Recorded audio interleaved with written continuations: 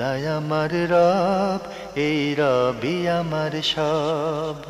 দামে দামে তন মনে তারি অনুভব।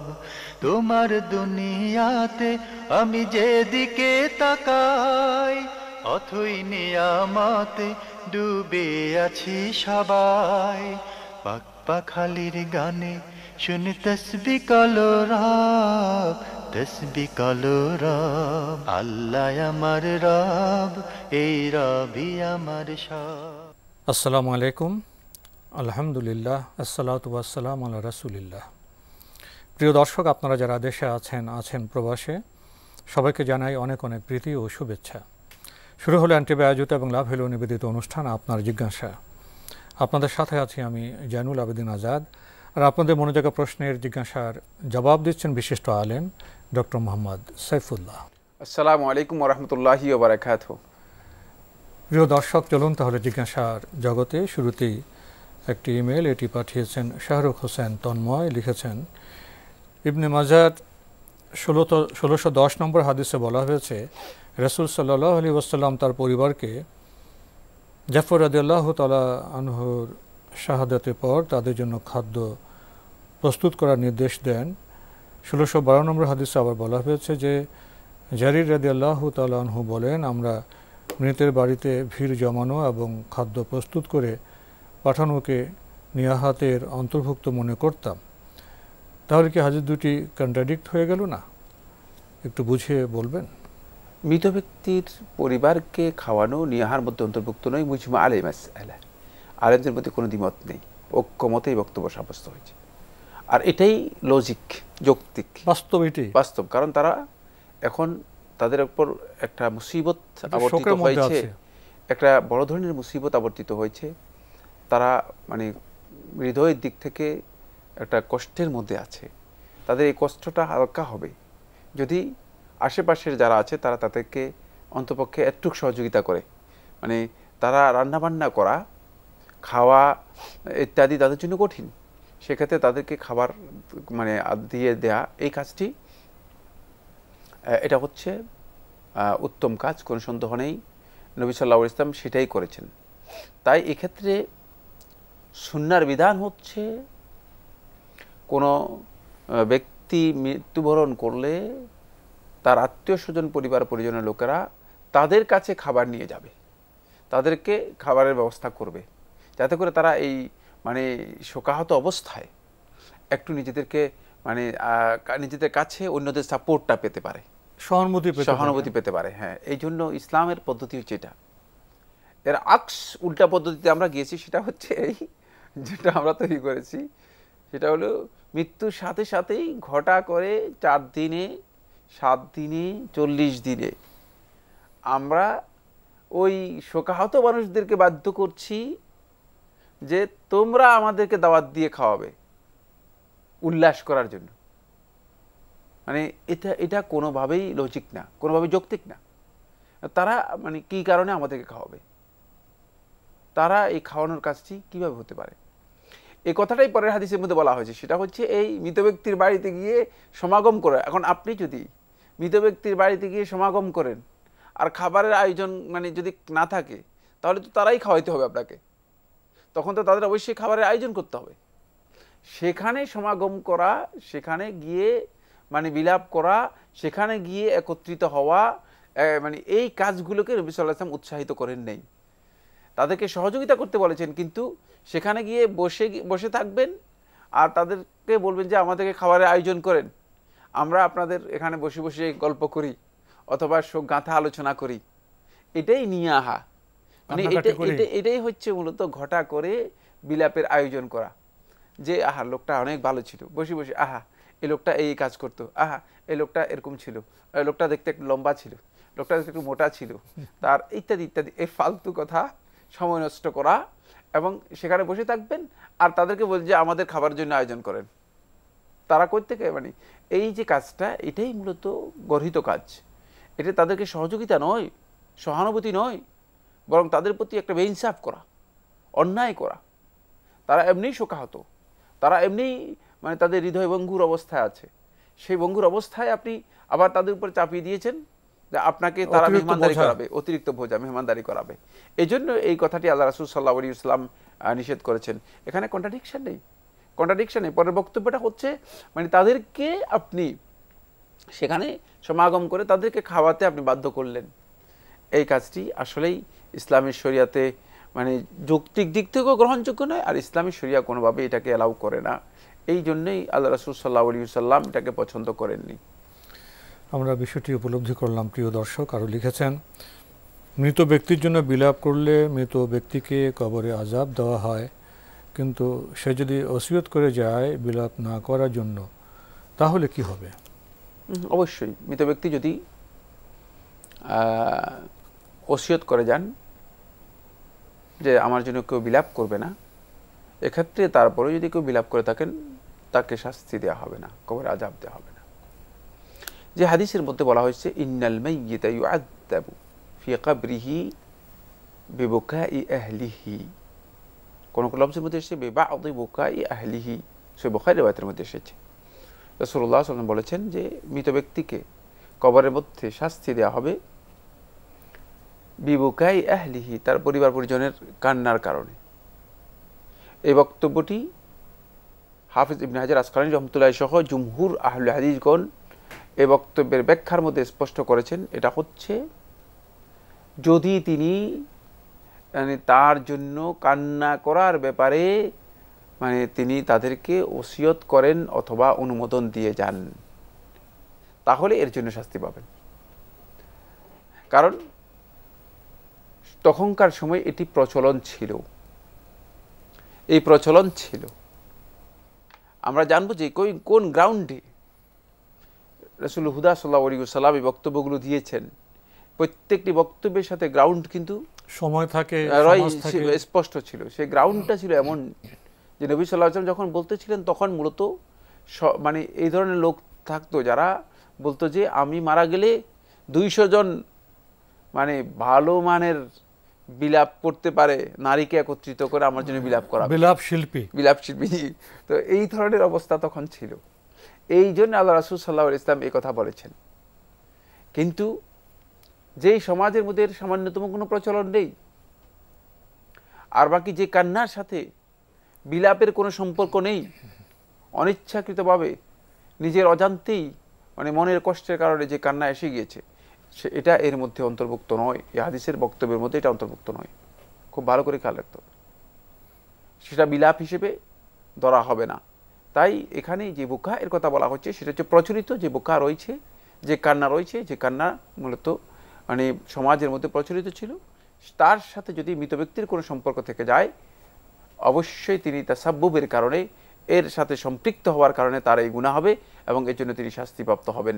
কিন্তু যদি মৃত ব্যক্তি মানে তার মৃত্যুর সময় স্পষ্ট করে বলে যান বা আগেই বলে যান যে আমার মৃত্যুর পরে তোমরা কেউ কান্নাকাটি করবে না, এক্ষেত্রে তার মৃত্যুর পরে যদি কেউ কান্নাকাটি করে থাকেন এর জন্য তিনি অবশ্যই শাস্তিপ্রাপ্ত হবেন না। আমরা জানলাম। প্রিয় দর্শক, আমাদের হাতে আরও একটি ইমেল, এটি পাঠিয়েছেন হৃদয় সরকার। লিখেছেন, সিজদায় ভুল করে সুবহানা রাব্বিয়াল আলা না পড়ে রাব্বিক ফিরলি পড়েছি। দ্বিতীয় সিজদায় মনে পড়েছে আমি 3টি সিজদা করে নামাজ শেষ করে সাহু সিজদা দিয়েছি, এটি ঠিক আছে? সালাতের মধ্যে এ ধরনের কারো ভুল হয়ে গেলে তিনি যদি জানা না থাকে তাহলে তিনি বৃদ্ধি করবেন না, তিনি বৃদ্ধি করবেন না। এখন তো আমরা মাসালা বলে দিচ্ছি, মানে তিনি বৃদ্ধি করবেন না। যে অবস্থায় আছে সে অবস্থায় তিনি যদি কনফিউজড হন তাহলে তিনি সাজদাতুস সাহু দিবেন, কিন্তু বৃদ্ধি করবেন না। মানে সালাতের মধ্যে একটা মাসালা আপনি জানেন না কিন্তু ঘটে গিয়েছে, এখন আপনি যে কাজটা করেছেন সেটা আপনি বৃদ্ধি করে ফেলেছেন, সিজদা একটা বৃদ্ধি করে ফেলেছেন, 3টা দিয়েছেন, মানে এই কাজটা আপনি ভুল করে ফেলেছেন। এখানে বিধান ছিল যেটা সেটা আপনি বৃদ্ধি করবেন না। মানে কায়দাটা আপনাকে জানতে হবে প্রত্যেকের জন্য, আমি মনে করি অপরিহার্য। কারণ অনেক সময় আমাদের হতে পারে আমরা তো সমস্ত মাসালা জানি না, আমাদের ভুল হয়ে যেতে পারে। আমি সেক্ষেত্রে বৃদ্ধি করব না। সেক্ষেত্রে যদি কনফিউশন থাকে তাহলে যে কাজটি আপনি করবেন সেটা হচ্ছে বৃদ্ধি না করে আপনি সালাতের মানে কনফিউশনের কারণে সাজদাতুস সুহু দিবেন, তাহলে আপনার সালাত শুদ্ধ হয়ে যাবে। 2 নম্বর মাসআলা, সেটা হচ্ছে আপনি যে কাজটা করেছেন, সালাতের সিজদার দোয়াগুলোর মধ্যে একটা দোয়া হচ্ছে আল্লাহুম্মা মাগফিরলি, হাদিস দ্বারা সাব্যস্ত হয়েছে, নবী সাল্লাল্লাহু আলাইহি ওয়াসাল্লামের সহিহ হাদিস দ্বারা সাব্যস্ত হয়েছে। এটা না জানার কারণে আপনি মনে করছেন যে সিজদার তাসবিহ আমার হয় নাই। সিজদার যে তাসবিহ রাসূলুল্লাহ সাল্লাল্লাহু আলাইহি ওয়াসাল্লাম শিক্ষা দিয়েছেন তার মধ্যে আল্লাহুম্মা মাগফিরলি এটা রয়েছে, সুবহানাকা আল্লাহুম্মা ওয়া বিহামদিকা আল্লাহুম্মা মাগফিরলি এটা রয়েছে। সুতরাং আল্লাহুম্মা মাগফিরলি যদি কেউ বলেন তাহলে সিজদার তাসবিহ তার আদায় হয়ে যাবে, যেহেতু হাদিস দ্বারা সাব্যস্ত হয়েছে। তাই আপনার এখানে না জানা থাকার কারণে আপনার সিজদার তাসবিহটা আদায় হয়নি। সিজদার তাসবিহটা দিয়েছেন কিন্তু আপনি বুঝতে পারেননি, আপনি মনে করছেন আমার সিজদার তাসবিহ দেন নাই, যেহেতু আপনার সিজদাই হয়নি। তাহলে এখানে আপনার একটা ভুল হয়ে গেছে, সেটা হচ্ছে সিজদার তাসবিহ সম্পর্কে আমাদের জ্ঞান নিতে হবে। সিজদার তাসবিহটা আসলে কোনটা, এটা সিজদার তাসবিহ। যদি সিজদা এর মধ্যে তিনি এতটুকু আল্লাহুম্মা মাগফিরলি বলে থাকেন তাহলে তা তাসবিহ হয়ে যাবে। 3 নম্বর যে মাসআলাটি খুব ইম্পর্টেন্ট, সেটা হচ্ছে সিজদার মধ্যে যদি কেউ তাসবিহ ভুলে যান, যে কোনো ধরনের দোয়া করলে তার সিজদা হয়ে যাবে। কারণ রাসূলুল্লাহ সাল্লাল্লাহু আলাইহি ওয়াসাল্লাম সিজদার নির্দেশনার মধ্যে এই কথা বলে দিয়েছেন, আম্মা সুজুদু ফাজতাহিদু ফিদ দুআ, সিজদার মধ্যে দোয়া করলেই হয়ে যাবে।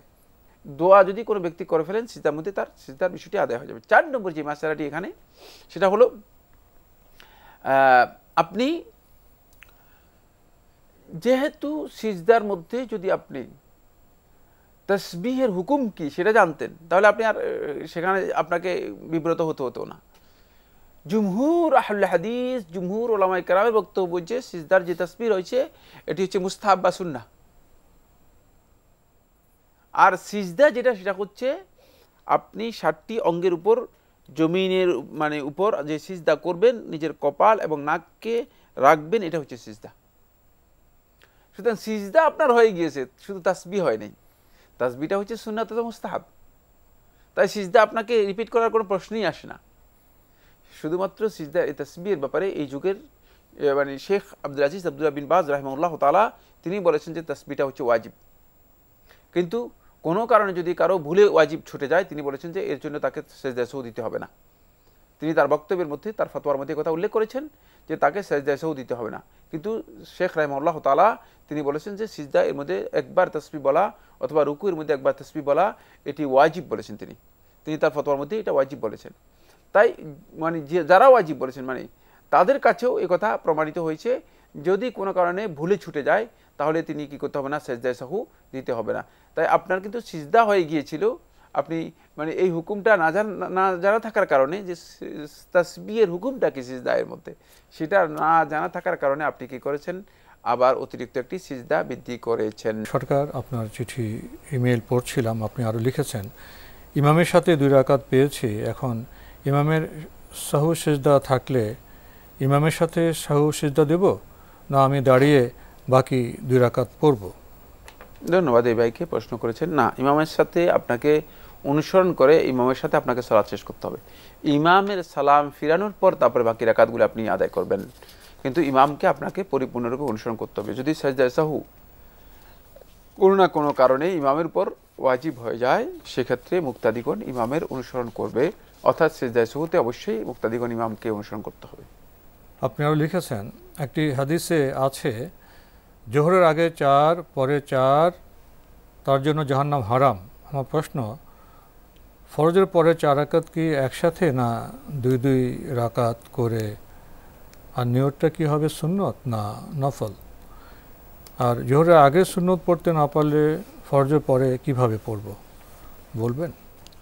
ধন্যবাদ আপনাকে, আপনি কয়েকটা প্রশ্ন করেছেন। প্রথম কথা হচ্ছে যে হাদিসটি বলেছেন সহিহ হাদিস। দ্বিতীয় নম্বর হচ্ছে যেটা, সেটা হলো মানে দিবস এবং রাতের সালাতগুলো, নফল সালাতগুলো 2 রাকাত করে পড়া হচ্ছে উত্তম। সেক্ষেত্রে যদি কেউ 4 রাকাত একসাথে আদায় করেন জায়েজ রয়েছে, কিন্তু উত্তম হচ্ছে 2 রাকাত করে পড়া। 3 নম্বর যে মাসআলাটি, সেটা হচ্ছে যদি মানে আপনি জোহরের মানে আগে কাবলিয়া অর্থাৎ ফরজের আগে যে 4 রাকাত রয়েছে সেটা আদায় করতে না পারেন, তাহলে আপনি পরের যে মানে 2 রাকাত রয়েছে সেটা প্রথমে আদায় করবেন। এই 2 রাকাত আদায় করার পর তারপরে 4 রাকাত আপনি আদায় করতে পারবেন। এই 4 রাকাত পরবর্তীতে পড়ার ব্যাপারে প্রায় অধিকাংশ ওলামায়ে কেরামের ঐক্য সাব্যস্ত হয়েছে এবং সাহাবীদের অনেকের আমল সাব্যস্ত হয়েছে, বরং কোনো কোনো ক্ষেত্রে নবী সাল্লাল্লাহু আলাইহি ওয়াসাল্লামের আমলও পাওয়া গিয়েছে। আমাদের হাতে একটি চিঠি পাঠিয়েছেন কবির হোসেন ওয়াবদা কলোনি বনানী থেকে। আপনি লিখেছেন আপনাদের অনুষ্ঠান দীর্ঘজীবী হোক। এরপরে আপনি করোনা ভাইরাস সম্পর্কে একটা শিরোনাম দিয়েছেন প্রশ্নের। এক, মানুষের উপর জুলুম শোষণ করে অর্থ উপার্জন করা যাবে না, চোখের সামনে কোটি কোটি টাকা পড়ে থাকলেও আল্লাহ ভয়ে ধরা যাবে না, সূরা বাকারা 188। এরপর আপনি আরও লিখেছেন পরের হক ফেরত দিতে হবে, পাওনাদার খুঁজে পাওয়া না গেলে গরিব অথবা মাদ্রাসার লিল্লা বোর্ডিংয়ে বিনা সওয়াবের আশায় বিতরণ করতে হবে, সূরা নেসা 58। 3, জঘন্য অশ্লীল কাজ পরিহার করতে হবে, আল্লাহ পূর্বের বহু মানুষকে ওই কাজের জন্য ধ্বংস করে দিয়েছিলেন, সূরা আনকাবুত 28-35। 4, ইচ্ছাকৃতভাবে নামাজ ছেড়ে দেওয়া যাবে না, সূরা বনী ইসরাইল 78-79। উক্ত কাজগুলো করলে আল্লাহ আমাদেরকে করোনা ভাইরাস এবং যে কোনো কঠিন বিপদ থেকে রক্ষা করবেন ইনশাআল্লাহ, এটা আল্লাহর ওয়াদা, সূরা আরাফ 96। এরপর আপনি প্রশ্ন করেছেন উক্ত বক্তব্য কি সঠিক, একটু বুঝিয়ে বলবেন? কে বা কারা এই বক্তব্য প্রচার করেছেন জানি না। আল্লাহ এবং তার রাসূলের নামে মিথ্যাচার করেছেন, কোরআনের আয়াত এর অপব্যাখ্যা করেছেন, লিল্লা বোর্ডিং এবং মাদ্রাসায় দান করার জন্য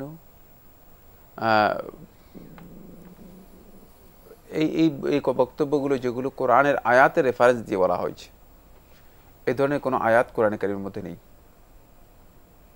খবরদার, যে সমস্ত বন্ধুগণ এই ধরনের বিকৃত বক্তব্য দিচ্ছেন, আল্লাহ এবং তার রাসূলের নামে চালিয়ে দিচ্ছেন, সতর্ক হতে হবে। করোনা ভাইরাস থেকে ভারতকে বাঁচানোর তো আপনি নিজে, মানে করোনা ভাইরাস হচ্ছে ভয়ঙ্কর, ইচ্ছা মতো কোরআন আয়াতকে ফিট করতেছেন, কোরআনের আয়াত নিজের বক্তব্য দিয়ে কোরআনের আয়াত সেখানে মানে কোরআনের নামে চালিয়ে দিচ্ছেন। এটা কোন ধরনের কথা হলো? পুরা বক্তব্যটাই মিথ্যা, পুরা বক্তব্যটাই মিথ্যা, প্রশ্নই আসে না। আমি এটা তাহকিক করার প্রয়োজন, মানে আরও আলোচনা করার প্রয়োজন মনে করি না, কারণ এটা একেবারেই আল্লাহর নামে জালিয়াতি করা হয়েছে। নাউজুবিল্লাহ মিন যালিক, যিনি করেছেন তিনি পথভ্রষ্ট, বিভ্রান্ত। কোরআনে এই ধরনের বক্তব্য নেই। কোরআনের নির্দেশনা প্রথমে উল্লেখ করে তিনি বলতে পারেন যে আমরা এই বক্তব্য থেকে এই ধরনের কথা মানে বলতে পারি কি না, এটা জানতে চান। আপনি জানেন সাহাবায়ে কেরামগণ কোরআনের তাফসীরের ক্ষেত্রে যদি মানে একজন সাহাবী 10 জনের কাছে যেতেন, জিজ্ঞেস করতেন রাসূল সাল্লাল্লাহু আলাইহি ওয়াসাল্লাম এই আয়াতের তাফসীর, কি সাহাবায়ে কেরামগণ কি আরবি বুঝতেন না? কত সহজ। সাহাবায়ে কেরামগণ সবাই আরব ছিলেন এবং সবাই আরবি ভাষায় বুঝতেন। সাহাবীদের পরবর্তী সময় সমস্ত তাবিরা আরবি ভাষা বুঝতেন। তাদের কাছে আরবি ভাষা মানে একেবারেই ভাষার প্রত্যেকটি অক্ষর আমাদের বোধগম্য, সবটা আমাদের কাছে তাদের কাছে স্পষ্ট ছিল। প্রত্যেকটা শব্দের একাধিক অর্থ তাদের জানা ছিল। এত সত্ত্বেও তারা কোরআনের মধ্যে নিজেদের বক্তব্যকে কোনোভাবেই কি করেন নাই, সংযুক্ত করেন নাই, নিজেদের বক্তব্যকে সংযুক্ত করেন নাই। যারা কোরআনের সাথে আল্লাহর কালামের সাথে নিজেদের বক্তব্য সংযুক্ত করেন, খবরদার আপনি আপনার জিহ্বাকে সামলিয়ে নেন, হারাম কাজের মধ্যে লিপ্ত হবেন না, আপনার প্রত্যেকটি জিনিসের জন্য জিজ্ঞাসিত হবেন। আমরা জানলাম প্রিয় দর্শক, এবার আমাদের হাতে অনেকগুলো প্রশ্ন, একগুচ্ছ প্রশ্ন। যিনি পাঠিয়েছেন নাম প্রকাশে অনিচ্ছুক, লিখেছেন বাচ্চাকে একবার বুকে দুধ খাওয়ালে কি সে দুধমা হয়ে যায়? ধন্যবাদ, খুবই গুরুত্বপূর্ণ প্রশ্ন করেছেন। না, একবার, দুইবার, তিনবার যদি কেউ দুধ পান করিয়ে থাকেন তাহলে দুধমা হবেন না। এর আকাল্লু দারাজাত হচ্ছে সর্বনিম্ন খামসু রাদাআতিন ইউহাররিমনা, সহিহ বুখারী হাদিসের মধ্যে এসেছে রাসূলুল্লাহ সাল্লাল্লাহু আলাইহি ওয়াসাল্লাম বলেছেন কমপক্ষে 5 বার হতে হবে এবং 5 বারের প্রত্যেকবারেই সে দুধ পান করতে হবে। শুধু মুখ লাগিয়েছে স্তনের সাথে, তাহলে কিন্তু মানে তাকে রাদা হিসেবে ধরা হবে না। দুধ খাওয়াতে হবে, দুধ মানে মুখে দুধ আসছে এটা কনফার্ম হতে হবে। 5 বার যদি হয়ে থাকে তাহলেই মানে কনফার্ম হবে যে তিনি দুধ মা, এবং সেই ক্ষেত্রে শরীয়তের বিধান প্রযোজ্য হবে। শুধুমাত্র একবার কোলে নিয়েছেন, দুধ মুখে দিয়েছেন কি দেন নাই, দুধ পান করেছি কি করে নাই, এই সকল অবস্থায় দুধ মা সাব্যস্ত হবে না। আমরা জানলাম 5 বার দুধ খাওয়াতে হবে দুধ মা হতে হলে। প্রিয় দর্শক, আপনি আরও লিখেছেন অজু করে পা ধোয়া ছাড়া ফরজ গোসল শেষে মাঝে মাঝে আমি পা ধুতে ভুলে যাই, অতঃপর গোসল শেষে বের হয়ে আসার পর মনে পড়ে যে আমি পা ধুতে ভুলে গেছি। এমত অবস্থায় আমার করণীয় কি? না, আপনি যদি পুরা শরীর মানে পানি দেন এবং পুরা শরীর আপনি যদি ধুয়ে ফেলেন, এরপরে আপনি যদি মানে পা ধোয়ার কথাটা ভুলে যান, এতে আপনার গোসল হয়ে গিয়েছে, তাহারাত হাসিল হয়ে গিয়েছে, আপনার আর কিছু করতে হবে না। এর জন্য আলাদাভাবে পুরো যে শরীর ভিজিয়ে ফেলে তো পা তো ধোয়া হয়ে যাবে, পানি তো নিম্নগামী। জি, পা তো ধুতে হয়েছে, কোনো সন্দেহ নেই, পা ধুয়ে ফেলেছেন, মানে পা আলাদাভাবে তিনি ধোননি আর কি। এই জন্য আলাদাভাবে ধোয়ার জন্য আপনাকে আর কিছু করতে হবে না। এক্ষেত্রে আপনার উজু গোসল দুইটাই কমপ্লিট হয়ে গিয়েছে। মানে এই শেষবারের যে দোয়ার বিষয়টি এসেছে, এটি একদল উলামায়ে কেরাম সুন্নাহ বলেছেন। এটি আল্লাহ রাসূল সাল্লাল্লাহু আলাইহি ওয়াসাল্লামের সাহাবীদের কারো কারো রিওয়ায়াত বা বর্ণনার মাধ্যমে সাব্যস্ত হয়েছে, তবে এটা হচ্ছে সুন্নাহ। যদি মানে পাটা ধুয়ে নেন, কারণ হচ্ছে তখনকার সময় গোসল করা হতো কোথায়, সেটা হচ্ছে একেবারেই মাটিতে, পানি মানে গায়ের মধ্যে পড়লে নিচের পায়ের নিচের অংশগুলো মানে মাটি সহ বালি সহ মানে বালি সহ মানে অনেকটা মানে ভরে যেত। মানে সেখানে এই কারণেই মানে শেষের দিকে যাতে করে পাটা ধুয়ে পরিষ্কার করা যায়, এই জন্য এই হাদিটুকু রাসূলুল্লাহ সাল্লাল্লাহু আলাইহি ওয়াসাল্লাম দিয়েছেন। এটি সুন্নাহ, কোনো সন্দেহ নেই, যেহেতু একাধিক রিওয়ায়াত রয়েছে এই মর্মে। বাকি যদি কেউ মানে এটা করতে ভুলে যান, আর আমাদের প্রেক্ষাপটে আমরা দেখি যে প্রচুর পানি ব্যবহার করা হয় থাকে, এবং যেখানে ওয়াশরুম সেটা পরিচ্ছন্ন, সেখানে প্রশ্নই আসে না যে সামান্যতম ময়লা, একটা বালিও তো আসবে না, এত স্বচ্ছ পরিচ্ছন্ন। সেক্ষেত্রে মানে এই বিষয়টি যদি কেউ ভুলে যান, তাহলে তার গোসল এবং ওযু দুইটাই হয়ে যাবে, দ্বিতীয় আর কিছু তাকে করতে হবে না। তো আমাদের আজকে এখানে শেষ করতে হচ্ছে। আপনাকে অনেক ধন্যবাদ। আপনাকে অশেষ ধন্যবাদ। প্রিয় দর্শক, আমরা এতক্ষণ দেখছিলাম এনটিভি আয়োজিত এবং লাভ হলো নিবেদিত অনুষ্ঠান আপনার জিজ্ঞাসা। আমাদের অনুষ্ঠান আপনারা এনটিভি অনলাইনেও দেখতে পারবেন, ভিজিট করুন www.ntvbd.com। এছাড়া ইউটিউবে এবং আমাদের ভেরিফাইড ফেসবুক পেজে অনুষ্ঠান দেখতে পারবেন। প্রিয় দর্শক, শেষে এসে আমরা গোসল প্রসঙ্গে কথা পেলাম, প্রেক্ষাপট বর্ণিত হয়েছে। তো আমরা জানলাম যে পুরো গোসল শেষে যদি পা ধুতে আমরা ভুলে যাই, তাহলে আমাদের গোসল হয়ে যাবে, এখানে কোনো অপূর্ণতা আমাদের থাকবে না। চিঠি লিখুন, প্রশ্ন পাঠান আমাদের ঠিকানায়। পরিচালক আপনার জিজ্ঞাসা, এনটিভি, বিএসসি ভবন, 7ম তলা, 102 কাজী নজরুল ইসলাম এভিনিউ, কারওয়ান বাজার, ঢাকা 1215। আপনারা ইমেলও করতে পারেন। আমাদের ইমেল অ্যাড্রেস আপনার জিজ্ঞাসা @ntvbd.com। প্রিয় দর্শক, মহান আল্লাহ আমাদের সবাইকে নিরাপদে রাখুন, রাখুন শান্তিতে। আসসালামু আলাইকুম। আল্লাহ আমার রব, এই রবি আমার সব, দামে দামে তুন মনে তারি অনুভব। আল্লাহ আমার রব, এই রবি আমার সব।